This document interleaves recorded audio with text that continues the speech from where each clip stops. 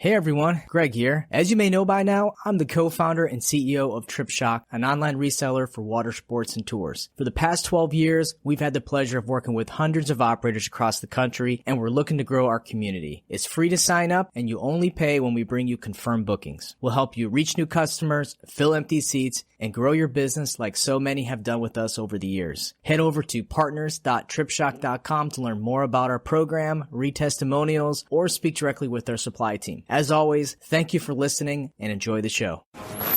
They come to relax, enjoy the beach, have fun, and spend money. And that's where we come in. This is the Awkward Watersport Guys podcast. Find out tips on the best ways to market and operate a water sports business. If you're a water sports operator, you need to grow your brand, operate more safely, upgrade your operations, and of course, increase bookings. We're industry veterans, broadcasting from Destin, Florida. This is the Awkward Watersport Guys podcast. And this is Kevin O'Neill and Greg Fisher.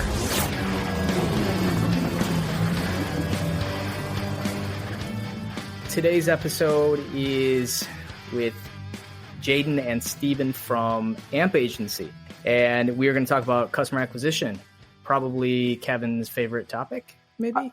I love to wax. I just love to wax on acquisition. Like and I don't want to be like dramatic here, but I think acquisition is just such a cool topic because it's how people find you, and it's this message that you get. It's this message that you share. So I'm always interested in, like, we got really in the nuts and bolts of it and like the more technical side of it and why acquisition is really important. But I think like how you find your customers and connect with people. And it's something I say all the time. It's not even how you just acquire customers, but continue to keep that conversation going. So I kind of feel like it all like happens in the same kind of space. So yeah, I love talking acquisition. And this was a great show. I loved it. It was really fun. Yeah, it really was. We drilled down on even some more advanced stuff. So we don't really get too high level. But we went high level in some of the conversations. So for you guys that are, more advanced marketers, you'll love what we talked about. So let's just get to the show. Let's get awkward. All right, guys, welcome back to the show. We're here with Steven Edwards and Jaden Cymbaluk from AAMP Agency in Las Vegas, Nevada. Guys, welcome to the show. Hey, guys, thanks for having us. Hey, glad to be on. We listened to you guys and excited to be on.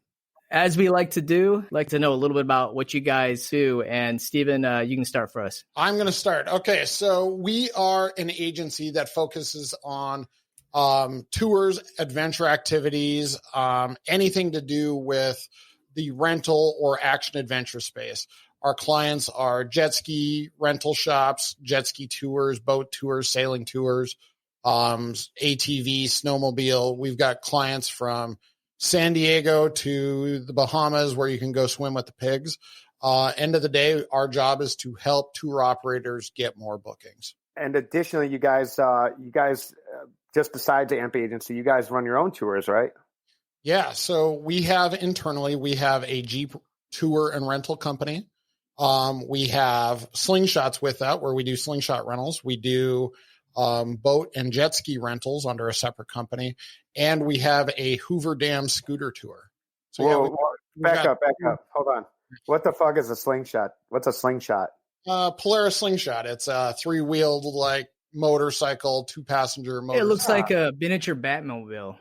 Yeah, there you go. All right. Not the Batmobile from 1960, but the Batmobile from like Christian Bale's Batmobile. I thought maybe there was like some kind of like human slingshot shit in Vegas. I'm like, I am fucking take my money now. I want to get slingshotted through the air into some like, cushion. Obviously, I don't want to die, but no, it's nothing that cool. It's just a 3-seater motorcycle, but they're really popular here. And we've got a fleet of those, a fleet of Jeeps, and we got into it because when we started in the activity in like tour business, it was almost easier to do a proof of work or a proof of concept when we were talking to clients that, if you were going to trust us with your tour business, here's our tour business. Here's, my Jeep company, my, boat jet ski rental company. we're doing the exact same strategies, the exact same, advertising techniques and methods we would do with your business that we're doing with ours. And, we started with one Jeep and now we have 5 Jeeps. We've got 5 slingshots, a bunch of jet skis, boats, and a bunch of scooters for our scooter tour. And all of this is built around one single Jeep Wrangler that I traded in a Dodge pickup for. Nice. Can I give you some advice? Please. I have wanted to do scooter tours forever, only because I just wanted to call it Scoo Tour. Oh my God. That is fucking gold. You go ahead and use that, and I'll collect the residuals. You know what? I'm going to let you hold on to that one. That one I think is all yours to use wherever you would like. I love it, man. I told Greg when we first got this going, I was like, I think we should call this Walk Tourpreneur. Oh my God. We would have gotten in trouble.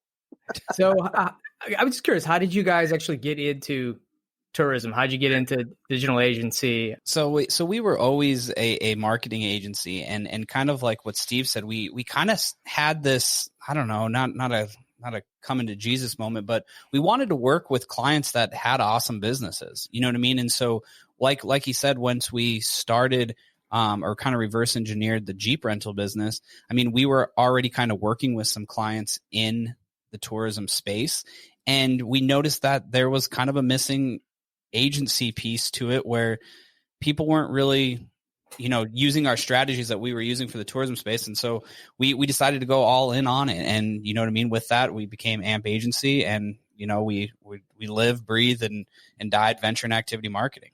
But what more specifically, like what is your background? Did you guys, work in this industry or, So we've always been in the advertising space. I have a background in actually radio sales and stuff like that. I used to work in radio.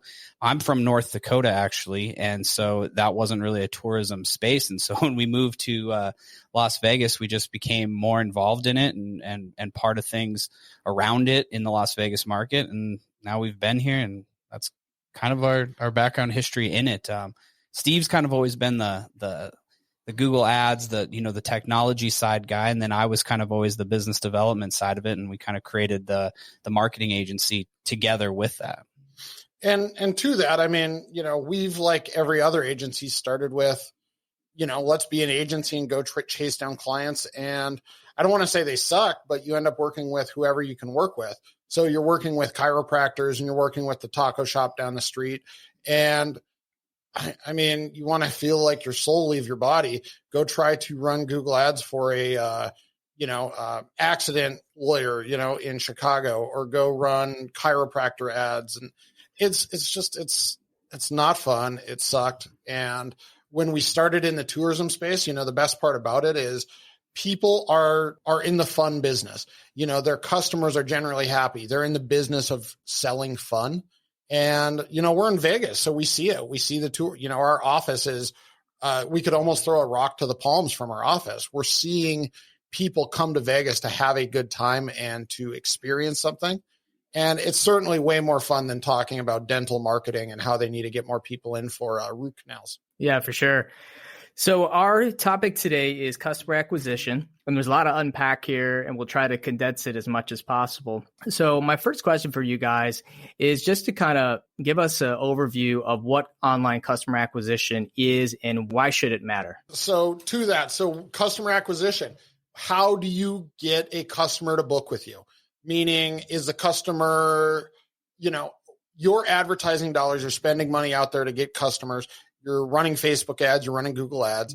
Is that customer, or is that potential customer, booking with you? Are they completing a conversion with you?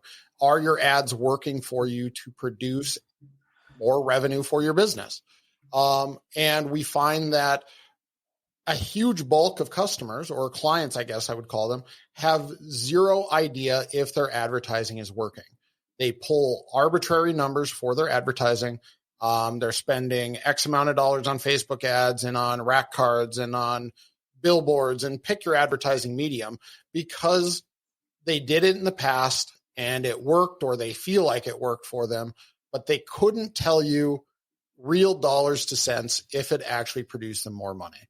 They just know that, like, well, in the spring we ran a TV ad, and in that TV ad, we got some more customers, and we ran some Facebook ads, and it seems like our phone rang a little bit more than it did before. So you hear all these numbers, like, or are these acronyms, I should say, TRO and ROI and CPA. Break down, like, what are, I get tired of listening to all these acronyms and people throw them, these KPIs people throwing out at me. I just threw one out, keep KPI.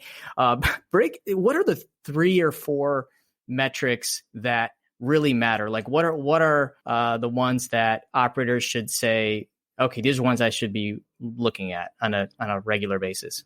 Truthfully, the only one that I care about is your cost to acquire a customer. Or your return on ad spend. I think. Yeah, same. I mean, different way to skin a cat. But yeah, what does it cost you to acquire a sale? If you're, spending $1,000 a month in advertising, what is that $1,000 a month in advertising generating in revenue? Your return on ad spend. So we have a pretty dialed in plan where we've been able to get close to a 10x return on ad spend, across the board, whether, you're running a scooter tour or you're running a jet ski rental company or anything like that. We have others that are performing better, but 10x is our margin. So if you're spending $1,000 a month in Google AdWords, that should be generating you $10,000 a month in sales. So do you say that for just operators or most operators that are in water sports or tours, should a 10x be the norm? Is that what, no matter what agency or if they do it themselves, what number is somewhat baseline for this industry? So that's our goal to shoot for. I think when you ask what's the baseline for our industry, I think that's a completely made up number, because I can show you more operators that couldn't tell you even close to what it cost them to acquire a customer than ones that can. And part of that becomes because customers are not recording everything. They're not measuring everything. So when they consider a conversion to a lot of people is somebody just booking online. Well, if you're a rental operator, a lot of rental operators take a big bulk of their bookings over the phone. But how is that customer finding you for your phone number? Are they going to your website? Are they calling you from Google My Business? Are they calling you from Facebook? Where is that customer getting your phone number from?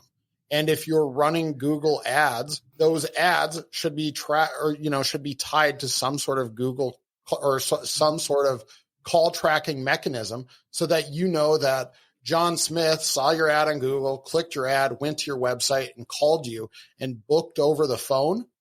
That's still a Google Ads conversion. We need to track everything in order to determine what is successful and what isn't. And that is the biggest failure that I see when we look at a lot of tour operators' setups and how they are running their advertising.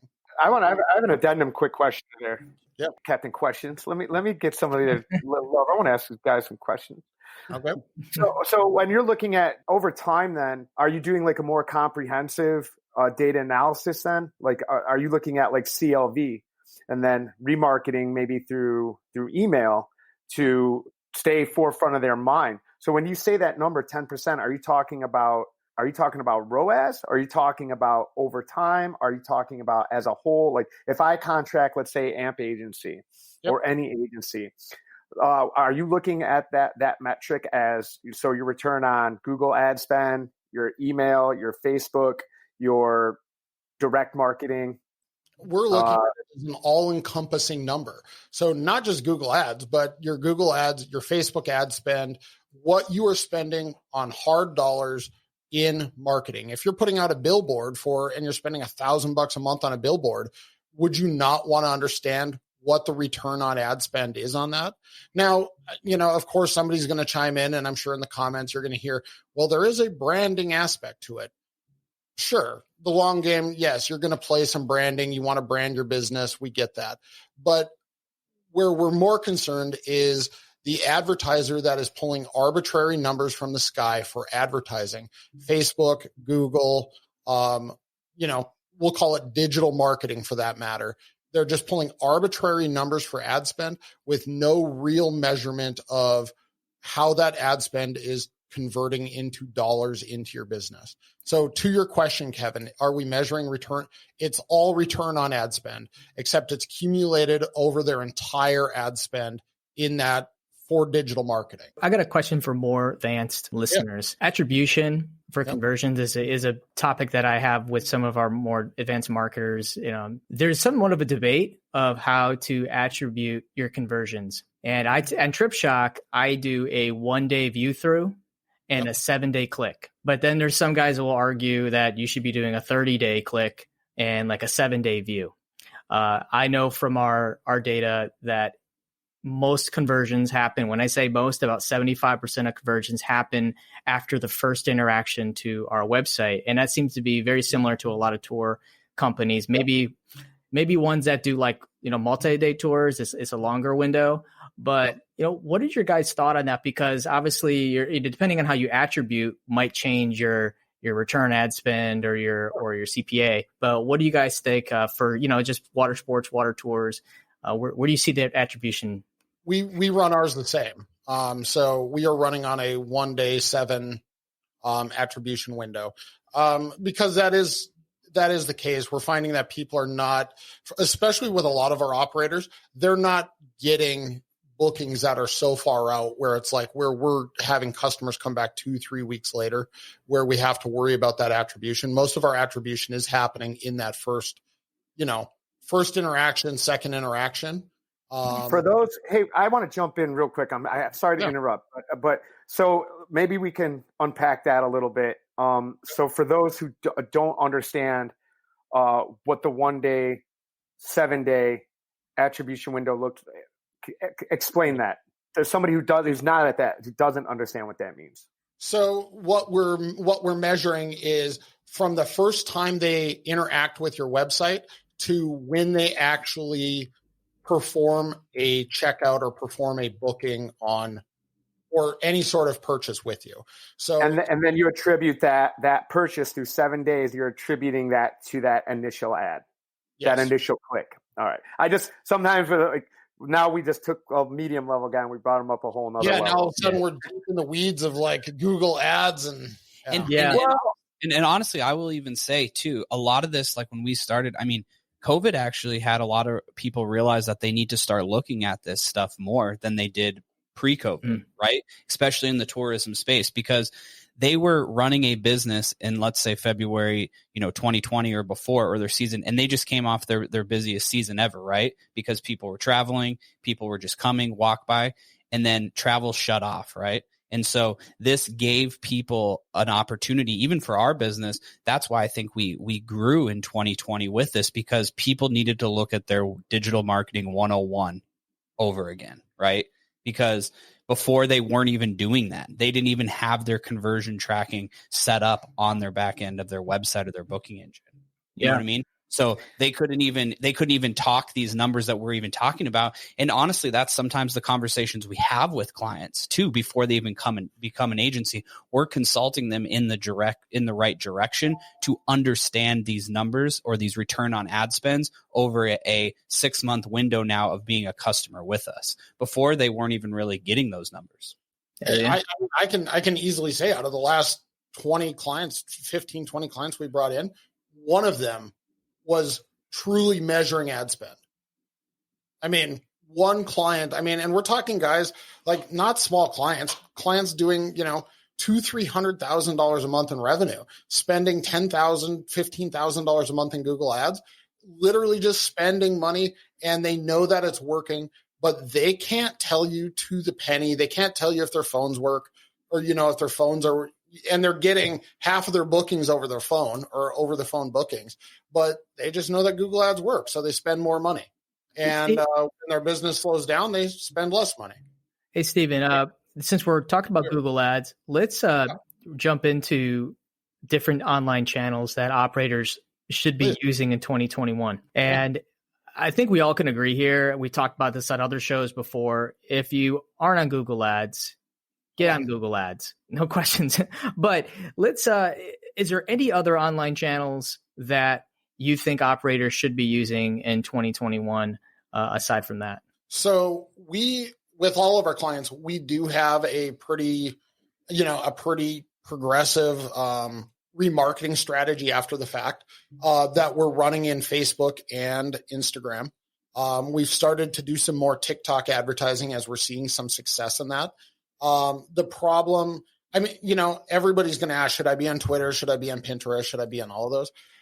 We really don't. We don't put our focus on those. Our primaries are you're going to be your Facebook, Instagrams, because they've been proven to be successful, but they are not very successful with a lot of our clients on first interaction or trying to get a customer to book. Our biggest success with trying to find new customers has, and I don't see it changing, will continue to be Google ads, and then using Facebook and Instagram as a retargeting method to get them back to your website to book.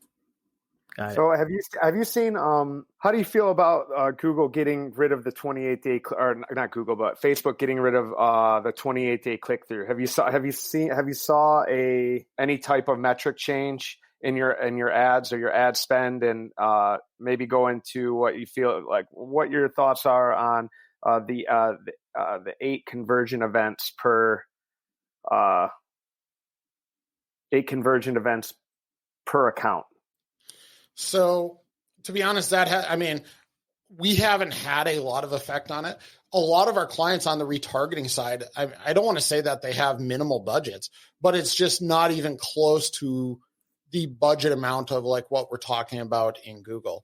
And even guys that are doing, I want to say huge Google numbers. $30,000, $40,000 a month in Google ad spend. And they're, on their remarketing budgets, they're spending, $500, $1,000 a month because they are, first off, they're getting conversions pretty rapidly. Those conversions are happening in that first, 7 days of interaction. So we don't have a huge look back window where that ad is having to really follow them around. And because most of those bookings are happening, if somebody's searching for a lot of our clients, that conversion or that booking is generally within 3 days. So somebody's searching for a jet ski rental or rent a boat or a sunset sail. They're not looking for 30 days from now. They're looking for today, for tomorrow, that sort of thing. And they're just shopping their competitors. And that's where the remarketing has really worked on the on the Facebook and Instagram side. And you're going to ask me to dig deep on the Facebook, Instagram side. And that, unfortunately, is not my forte. I am strong in Google. We have a girl on our team who lives and breathes the Facebook side of it. I just know what we do, and it works. And I would love to have had her here to answer that question better for you, Kevin. No, it's fine. It's just, I think it's a conversation that over the next 5 to 10 years, we're going to have. I think that marketers are really going to have to start asking more, because sure. I think the landscape is always changing, and I'm always like I nerd out on marketing stuff, man. I really do, because I always like to see like, well, what's around the corner? Like how can we reduce attribution? So not only do I completely agree with you. No one's paying, most operators are not paying attention to attribution or attribution costs or even attribution channels.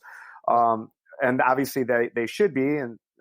And having these higher level conversation with guys like you at AMP, I do done for me marketing. I use managed services. I use an SEO guy, but we have deep conversations about where my money is going. And I've always found it wild. Like, these guys will care about every fucking screw in their engine, every goddamn last drip of motor oil, man, but they could give a shit less what's bringing keeping those boats running. So absolutely. So I didn't mean to put you on the spot or anything. No, no problem. I'm learning about it, The part I think is, everybody really wants to be in front of the Facebook, Instagram, and now TikTok thing. But we're in the business on the marketing side of it. Content is hard. When you start thinking about like, you're going to go out and make TikTok ads. Well, first off, I'm 40. I don't want to date myself or put myself out of the TikTok generation. But the idea of me going out in front of a boat or expecting my clients to go out in front of their boat or their ATVs or snowmobiles and create sick, I even use sick, that dates me. Create good TikTok content. It's lit. It's lit. Lit TikTok content. Steven makes a really good point about Facebook spend. Facebook spend for our, we spend well over $1 million a year on PPC at Trip Shock, but 5%, less than 5% is Facebook of that spend. I would say, I mean, that's when we do remarketing, some acquisition, it's nothing. Like if we lose Facebook because of this Apple Facebook privacy issue, it will have very little impact on our business. And and for most businesses that might be doing acquisition on Facebook, that's might be something, but I don't think with acquisition ads, you're not using cookies and retargeting. So you're just reach, and that doesn't work at all. Yeah, we've realized just with the conversation we had before that more trying to get stuff to go viral or organic on social media is more of that strategy, right? Oh, that's a rabbit hole conversation of social media. We have a dedicated marketing person at Trip Shock, but social media we do not, because we tried it and I just cannot get the KPIs right to pay for a social media person. I mean, maybe there is some branding and some intrinsic value of the content they make, but I can't track it. And I'm a firm, if I can't track it well enough and see the return on investment on that position, I cannot have a position dedicated to that role. So Greg, to that question, I mean, and more of a question for you, because I know on the Trip Shock side, you guys are kind of facing the same thing of like needing to run those retargeting ads. I mean, we've actually been, I'll say, very successful on the retargeting ads in Facebook and Instagram. I mean, and it sounds stupid, but I've got clients that are spending, $250 a month in like retargeting on like Facebook, and they have, $10,000, $13,000 in sales from it because it's working, because there's no spend, because the audience is literally just site visitors and they're already in search for the product offered. So to us, it's worked really well. I wouldn't want to lose it. And, the idea of running like retargeting via Google display, I don't know that in my entire life I've seen a Google display ad ever. Google display is so expensive because you're competing with all the big brands but I'm going to be, if I lose Facebook, it's going to be sad, because you're right. It is the best return on ad spend in all of our marketing channels right now, but it's also a very small amount. Display and Facebook ads crushed it for me for a specific product that could not convert via text. Because I couldn't, we had a specific day trip that I just couldn't explain over the phone. You had to see it. It's just like Hydroflight, right? If you look at Hydroflight, like if somebody's like, fly on a hoverboard and a text ad, it's just like, what?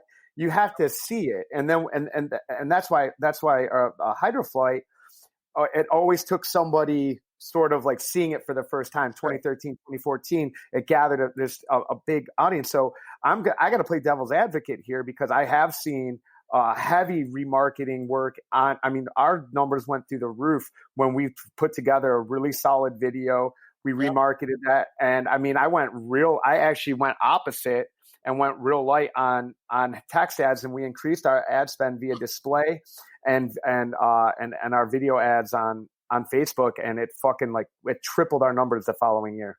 And that's amazing. And YouTube too. I mean, on display. I mean, I think your remarketing ads on display are cheap, but we're not trying to target a display ad and text to convert a customer. And and one thing I'll say, like even a tidbit that we found is like, I don't even want to say it's like some weird secret, but it's just worked so much better than we would have ever had guessed. So it started, we have a wine operator out in Temecula. And if you want to check him out, he's actually on our podcast, so you can come check that out when you're free. But feel free to edit that out, Greg. Yeah, edit that out. But so he runs a wine tour out in Temecula. And when our first retargeting ad, because he had bought the business and we got going out there, and we started a generic retargeting ad in Facebook, Instagram, and it wasn't converting, it wasn't doing shit. We added an offer, and the first offer was like 2 wine glasses and a wine bag, and it was like we're spending like $200 a month, and he had like $8,000 in sales. We just did a promo with him where he gave away a bottle of wine, bought a huge box of, or not box, but like a container of wine or whatever, 500-600 bottles, something like that. And is giving away a bottle of wine with a booking. And we've been running that bottle of wine as like a retargeting ad. Now, mind you, it's been running a while. It's been running for probably 60, 80 days. The ad isn't exhausted.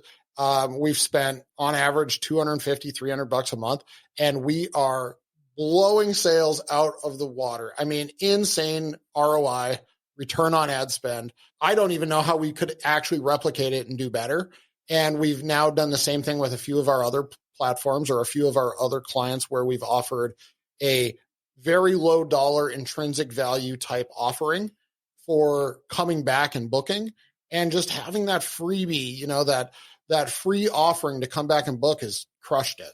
Well, even to talk to your guys as listeners, I mean, about it like a giveaway offer. Have you guys ever messed with like chat bots or messenger bots? Yeah. Okay. So that's the same way too. I mean, running an offer via an ad and then collecting customer info through a messenger bot is something totally that makes sense in the tourism space as well. You know what I mean? If you're trying to collect some information or collect a lead or some sort of giveaway, I mean, using a messenger bot via Facebook ad or remarketing ad is sweet. I've been in that flow before. It's pretty, it is really cool. There's just a lot of directions you can take it. So yeah, you know, one thing I want to circle, because there's a lot of guys that have tons of emails and they're just sitting on them. They have no idea what to do with them. Some of them like to do the old batch and blast, which we know is just an awful way of utilizing your time and resources because most people just don't respond well. But, you know, what do you do with these emails? I mean, do you do nothing with them, or like at what point do you say that, hey, you know, you need to look at what you can do? So I'll kind of start and then you can kind of finish because because we talked about this. So I mean, a lot of the emails that you're getting is probably existing customer base, right? That they're sitting on. Okay. So if you're not having a review system in place, like with those emails or that customer data that you're collecting, because a lot of the times in our business or our space, the tourism space, it's like, hey, you do your experience once and then it's like, how do you get them on something else? Right. And that's where you have multiple tour operations, or if we have people that have multiple tour operations, you can do stuff with the email blast. And you know what I mean? Running ads too for, in Facebook of trying to get them to another tour, another trip, or get them to rebook. Right. Mm-hmm. So that's what you do with those emails. And I think that's the best first time strategy, because a lot of it is existing customer base that you're getting with these emails. And so you want to use at least the review request first. Yeah. So, and to that, I think, you know, the email business or the email marketing, if you're a marketing guy, you've really been, you know, hammered this idea. You've got to run these emails. You've got to run your MailChimp, your constant contacts, and have an email marketing strategy. I think email works a lot better in different industries than what we're in. I think the problem that we've found with, you know, us being in Vegas is a different beast than you guys necessarily being in Destin, or some of our operators being in, like, say, San Diego, or for that matter, Temecula, California, right? If they're going on a wine tour in Temecula, California, us running a offer or for another wine tour, or, you know, obviously we send that email to them, but the conversion rate on them is far, far lower, because a lot of the people going on the wine tour are from out of state. They're from out of country. They're in Temecula for a once in a lifetime type thing, and they're going on a wine tour. You're probably not going to get them back the same way that we would get them back here in Vegas, where we have people coming to Vegas, you know, 3, 4, 6 times a year. You know, we've, like, even on the Jeep side, we have customers that have booked with us 5 times this year, or I'm sorry, in like 2020, 5, 6 times. And it's just like normal. They call us up and they book with us. Where, you know, if I go and I look at like the return customers for a lot of our clients, you know, even doing like snowmobile tours out in Colorado, you know, they're going out there and they're going to do it once, and then they're going to go on another tour in another place versus coming back, because they're just not coming back to that destination. So basically what you're saying is that email only works at that right moment. And sure. I mean, you might not get the person back for 3 years, so you can send them emails every month. And at some point they're going to unsubscribe because they're not thinking about it. They might not even ever go back. I'm going to play a devil's advocate. What about the idea? Yeah, I know it is. That's right. It's called the Awkward Kevin podcast, the Awkward Kevin Watersport Guys. No, well, before we I always got to stop and make sure we unpack. I think it's the most said word in this podcast. Let's unpack that. But what about the idea of staying front of mind and not blasting them 3 times a year or 4 times a year, but say like once a year, because if they have, and obviously you can argue that there's more effective ways of doing that, but keeping them front of mind so you're still like sort of generating that word of mouth, zero acquisition costs, family members, friends. Like Destin, we're super strong drive-in market. Families, my friend came to Destin and they blah, blah, blah, blah, blah. So, I mean, if you have an email list of, 10,000 people or 20,000 people, I mean, there's a certain intrinsic value there for even just for branding, no? Oh, absolutely. But to that point, I mean, okay, let's say your list is 10,000 deep, right? I mean, if you're putting it in MailChimp or Constant Contact, now you've got a monthly bill of $250, $300 a month to have an email list of that size. And, if you're going to send them an email, not to bust your balls, Kevin, but if you're going to send an email once a year, how many emails have you deleted today? I mean, none. I'm terrible. I've deleted 100, at least 300. I mean, because of the same type of situation. I'm on some restaurant list and on some, Expedia sent me 17 emails today and Airbnb sent me a couple. And I mean, I don't know. I think if you're not going to email them once a month, why email them at all? Yeah.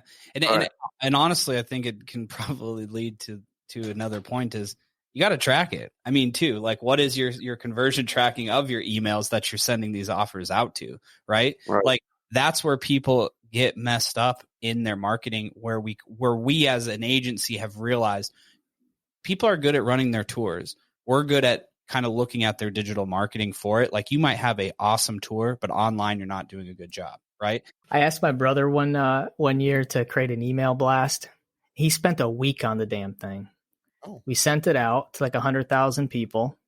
We got like 20 clicks, no conversions, and that was it. I was done with batch and blast. I just shut it down, and I was like, this is not worth, what cost me $600 to build this email. And it was just a complete, maybe some people opened it and saw our name, but that just isn't enough. Well, and that's the point. If you're not running remarketing ads, like we use emails, like going back even to our initial conversation, if you're going to get a remarketing ad delivered to you, it's because you clicked on a link in our email. But just sending an email that's a cast and blast with an offer that says show this email for 10% off, and then you expect your employees to track that for you, that's not a good. Yeah, it doesn't work. It's not. And like where Greg's saying you have a list of 100,000 people. Well, I mean, I know what that costs in MailChimp or Constant Contact and the time, spent to put it together. I think there's ways, and I think that there's industries that email really works. Everybody that's in the digital marketing world, gets inundated with the click funnels of the world, the buy this offer today, this offer won't last, sign up, it's a lifetime deal. That's not the tourism industry. It just isn't the same unless you're playing a discount game. But if you're in the business of renting jet skis in Destin, Florida, I think the better value is uploading that list to your, to Facebook and using it as some sort of like a lookalike audience or a remarketing audience and seeing if you could potentially get a warm body to convert off of that list, because they're going to look at Facebook before they look at that crappy email you sent once a month. Well, I mean, all right, then that was my next, and you beat me to the punch on that. But that was in the light of these changes with the iOS. Like that was a huge, before they made these, we wanted to get out all of our emails and create an audience lookalike for Facebook going forward. So, I mean, that to that extent, like that, the emails I felt were extremely relevant. Sure. And I think, and you mentioned click funnels. Russell Brunson talks a lot about owning your traffic. And I think email is probably one of the most underutilized, because we have that customer's contact forever. We have a way to reach back out to them forever, regardless of what Google does, whatever Facebook does of owning or buying versus renting your traffic. You have that for a lifetime. And especially for a company like Greg, where I say 10,000 because that's my list, his email is 100,000. Yep. or whatever it is, Yeah, a million. and I don't disagree with you. You're going to collect these leads. You're going to collect these emails from these customers. I mean, is it going to convert? Are there better ways to make it convert? Absolutely. But I think all of your marketing becomes a collection of doing what works to try to get more bookings, right?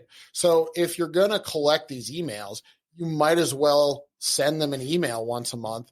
And in our case, where we have a team of people to do it, or, we're being hired as an agency and it's part of their package to get an email sent out, it becomes an out of sight, out of mind type of thing. In Greg's case, where, Greg is selling a ton of different products, I can see where the email becomes a more challenging type of deal. I always wonder in like Greg's case, because, when you start talking OTAs, I know the second I search anything in TripAdvisor, right? Let's say I'm searching for activities in San Diego, and within that day, I'm getting an email of like fun things to do in San Diego, right? Yeah, you're identified as a known user. We use a program called Iterable, and we basically match emails to IP addresses. So when they go to our site and they browse, I didn't want to mention that because you go in a rabbit hole with that stuff, but it's transitional email. But yeah, that's a whole other conversation. A lot of smaller operators don't necessarily have the tools to do things like that, because that program is extremely expensive, and I need a full-time person just to manage the communication. And even to point something out to your business model, Greg, and when we're talking about comparing apples to oranges here, you said it cost, $600 to make that email, you know what I mean? Because the time, effort that you had your in-house marketing person do that, because that's not, you know what I mean? They do so many other jobs or multiple hats, right? Mm-hmm. In like our case of like our marketing packages for tour operators, we are doing this every single day for tour operators. And so it's part of the package. So they're getting so much value of working with us that they're able to take care of those things, that instead of just trying it or dabbling with it, there is a consistent strategy with it. Yeah, they're not, they're using templates and they're saving time. Yeah, that's great. I totally recommend people, if they can't afford an agency, at least find a template to utilize and not stress yourself out with finding the right colors and everything. Just like with website building, I don't recommend people go completely custom. Just find a template and then go from there. It takes 75% of the work out of it. So guys, we're getting to time here, and I just have one more question for both of you. Is just what are some of the main issues that you see? Like, what are the trapdoors in acquisition? What do you think that people really need to hunker down on in 2021 regarding acquisition? Track everything you can track. Quite literally, track what you can track. There's so many people that are running they have good businesses. Kevin's jet ski business that he doesn't do any tracking for down in Destin there. The fact that I can tell you every single fucking ROI. You don't need to make up stories about your half-ass put together digital marketing in Destin, Florida. Track everything. We're going to come back on the show and we're going to dig deep into digital marketing. It's going to be the brain worm that people don't want to listen to because it's like deep in the weeds, but track everything. Google Analytics is your friend. It's not that complicated. It tells you where stuff comes from. You can understand where your customers are coming from. You can tell what your marketing is working or what isn't working. But I feel like it's like people that are broke, they don't want to look at their like Wells Fargo account, or they don't want to look at their bank account because they don't want to know the balance. It's the same type of mentality of you stick your head in the sand so you don't have to know if your marketing works, right? It's fear-based, and there's nothing to be afraid of. There's so many YouTube videos. There's so many videos out there on how to set this up, and just track what you're doing. Run your Google ads, run your Facebook ads, but understand if the money you're putting out there in the world is actually bringing you back bookings. Because at the end of the day, the people that we're talking to right now, their business is built on more bookings. And if you're not tracking that, then you might as well pause your ads, because you're just throwing money against you're just throwing it out there to see if it works. Appreciate you coming on the show. And if you don't mind, how can people get in touch with you if they have any questions or feedback? Yeah, so you guys can reach out to us anytime. Our website is AAMP Agency, AAMP.agency. You can reach out. My email, our agency email is hey@AMP.agency. And so, yeah, you can find us, Google us. I mean, check out our reviews, check out everything we do. I mean, we also have our own, jet skis in here in Vegas. So if you guys are ever here too, and the slingshots, come check them out. Yeah. They're better than Kevin's too. So Jade and Steven are also in our Facebook group, the Tour Professional, Water Sport and Tour Professionals Facebook group. So you can just tag them, and I'm sure they'll answer any questions. They're pretty active in the group. We appreciate you guys. Yeah, I try to chime in on there. Yeah, any questions, anybody that they have, or I mean, a lot of the time too, our conversations start with websites. You know what I mean? So if you've thought about remodeling your website or taking a look at that, we can look under the hood, and that's exactly where I think a lot of the problems exist, is where people don't have either their analytics set up or, their conversion tracking set up. And that's our number one conversation that we have when we talk with people. Perfect. Well, that wraps it up. Yeah. Also, if you guys want to come, if you guys want to argue politics with these guys, don't do it in our group. We're bringing it to the awkward Watersports Guys Facebook group. Yeah. Come get it, man. Oh. I feel like the guys in that group are going to be a little bit more supportive.